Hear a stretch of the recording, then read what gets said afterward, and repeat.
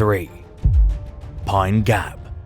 During the late 1960s, the US and Australia entered an agreement to establish a joint defense space research facility. The way officials described it to the public made it sound like a research facility, but its real purpose was to monitor Cold War adversaries of the West through satellite surveillance. Located deep in the outback of Central Australia outside Alice Springs, operations at Pine Gap began in 1970. The exact nature of the work done there was kept under tight wraps from day one and remains highly classified to this day.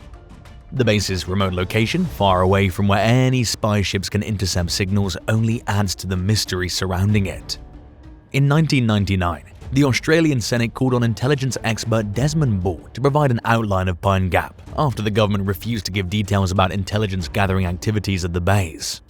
According to his team's findings, Pine Gap started out with 2 antennas and around 400 employees. It underwent a noticeable expansion after the Cold War, when operations shifted from nuclear treaty monitoring and missile launch detection to primarily serving the US military's warfighting interests. In the early 90s, there were more than 600 people working at Pine Gap, and by 1999, the site had grown to include 18 antennas. Today, the site is operated by more than 800 employees from various American and Australian intelligence groups, including the US Central Intelligence Agency (CIA), the US National Security Agency (NSA), and the US National Reconnaissance Office (NRO). As of 2016, experts had identified at least 46 antenna systems that performed various roles in collecting information. Throughout its more than 50 years of operation, Pine Gap has become a source of controversy among Australians. In a report, Ball and his colleagues described the antennas at the base as a powerful political symbol that represent either the promise of enduring alliance protection or the loss of national autonomy. Professor Richard Tanter, who works as a research associate for the security research organization Nautilus, shed light on these concerns in a 2016 interview with ABC Australia. He described Pine Gap as one of America's most important intelligence operations, which raises concerns that it could be a target among US adversaries. Tanter encouraged the public to start considering and discussing its impact on Australia's national security and whether it falls in line with the country's obligations under international law. Some of the controversies surrounding the base are reflected in the 6-part political drama Pine Gap, which debuted in 2018. Created by Netflix and ABC, the storyline is considered fictional, but was influenced by real-life insight from NSA veteran David Rosenberg, who worked at the base for nearly 2 decades from 1990 to 2008. For those hoping to learn more about what goes on at Pine Gap, the future isn't very promising. Operations remain highly classified, and anyone who's curious enough to try gaining a first-hand look at the site is unlikely to get anywhere near it without encountering security personnel. In 2014, Australian photographer Christian Lionel Ruff became one of the few people to get close enough to take detailed photos of the base. He did so illegally, and for 2 years afterwards he held off on publishing the images, which is also against the law. Lionel Ruff ultimately decided to release the photos in the name of public interest. One of them was featured in the 2018 Alice Prize exhibition, which is held 11 miles outside the base in the town of Alice Springs. ABC Australia travelled there to get reactions from residents and were met with a variety of viewpoints. Local artist Robin Delaney commented on how the image gave outsiders a rare look at Pine Gap, adding that the base has been there forever, yet nobody knows much about it. Another exhibition visitor told the news outlet that she participated in a women's demonstration to shut Pine Gap down in 1983 and couldn't believe that the photo won a prize. One man said that he thinks the base serves a purpose and was reluctant to buy into the controversy, even though its activities are kept secret from the public. What are your thoughts on Pine Gap? Let us know in the comments below, but first, be sure to subscribe. 2. Porton Down. To counter the increased threat of chemical warfare that came during World War I, the British government built a chemicals weapons testing station in the remote countryside of Wiltshire, England. Nestled among 7,000 acres of rolling hills, it opened in 1916 as the War Department Experimental Station and was soon renamed the Royal Engineers Experimental Station. Today, it's known as Porton Down. In 1930, Britain ratified the Geneva Protocol, which banned the offensive use of chemical warfare agents. Under the treaty's terms, chemicals could only be used in retaliation. But as international tensions heightened in the years leading up to World War II, the government began to allow offensive chemical warfare research and the production of war reserve stocks of chemical warfare agents. Throughout the First and Second World Wars, scientists from Porton Down experimented on mustard gas, nerve agents including sarin, and biological weapons including anthrax and botulinum toxin. After World War II, research at the base focused heavily on nerve agents. Tests were carried out on human subjects, leading to allegations of unethical experimentation that remain shrouded in controversy to this day. The test subjects were recruited as volunteers, but there are lingering suspicions the participants were misinformed about the nature of the tests and the health risks involved. Over 3,400 people participated in nerve gas experiments between 1945 and 1989. In 1953, a young soldier named Ronald Madison was one of nearly 400 servicemen who took part in a test to determine how much nerve gas it took to incapacitate or kill someone when applied to bare skin or clothing. Scientists tested 3 different nerve gases with the goal of calculating deadly doses based on the effects of sublethal doses on the body. During the experiment, Madison became gravely ill.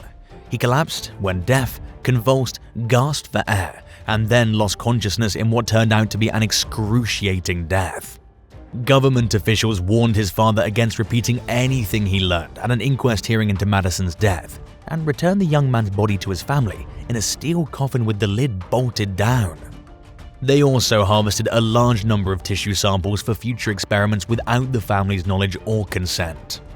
In another early experiment at the facility, 56 men were sent into a chamber and exposed to low concentrations of sarin. They began showing signs of poisoning after about 20 minutes and suffered from blurred and darkened vision for up to 5 days.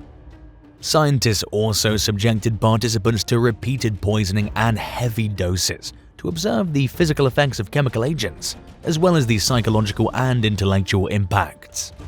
The facility's research on chemical agents was eventually pushed to the wayside by the development of nuclear weapons, but for many of the human guinea pigs who participated in the chemical experiments, the psychological effects were lasting.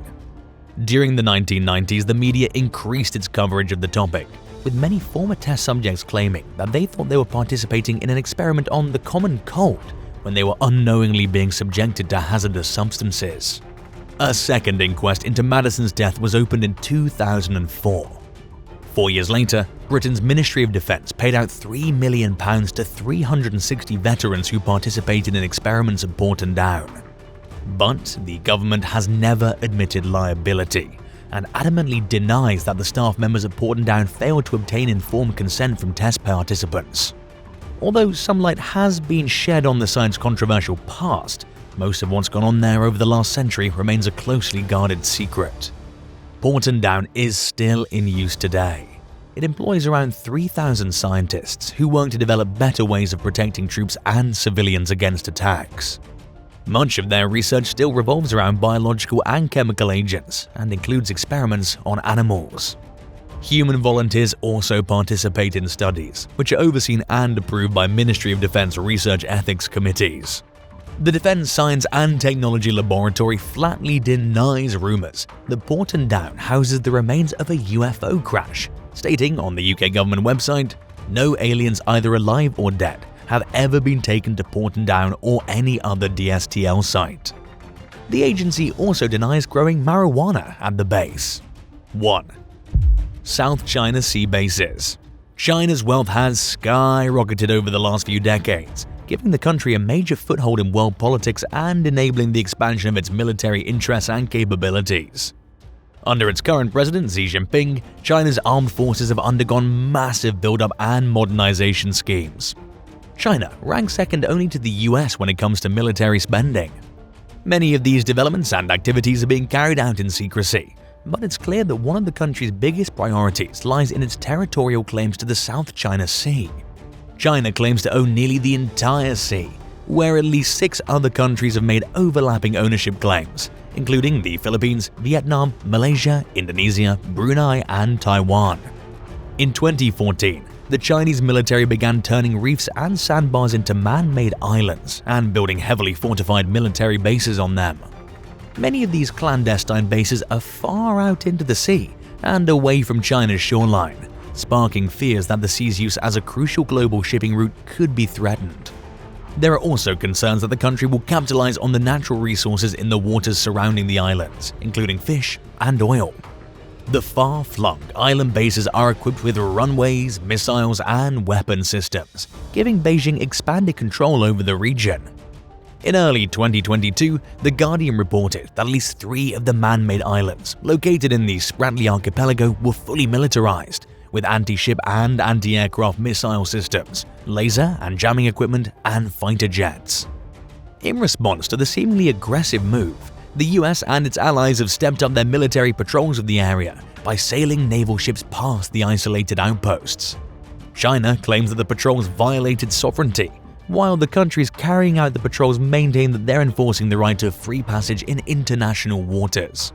In 2018, BBC journalists flew over some of the bases in a US military plane.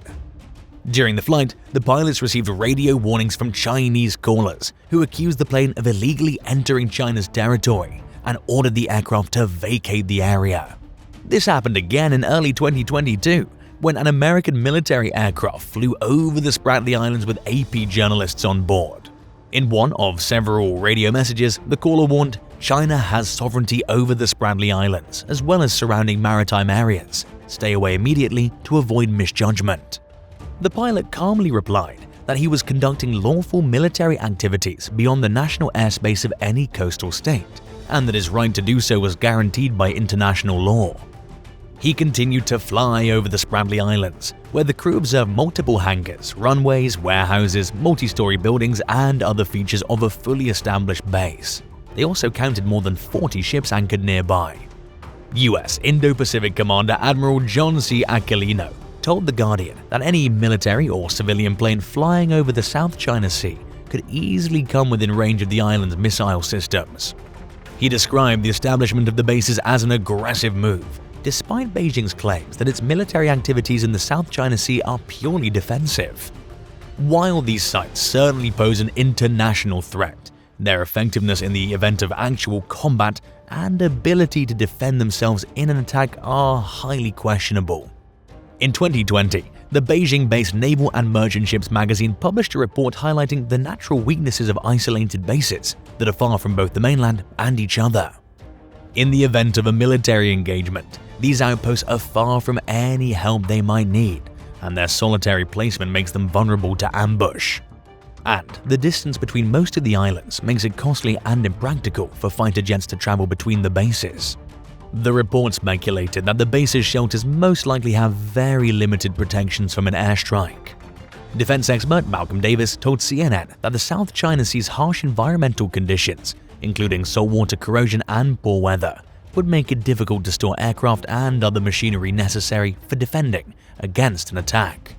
Hopefully, the disputed territorial claims never result in a direct military engagement between China and any other country.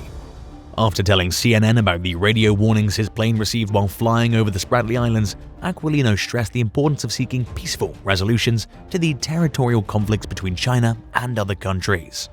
But if it came down to a fight, the remote bases would probably be among the first targets of an attacking force.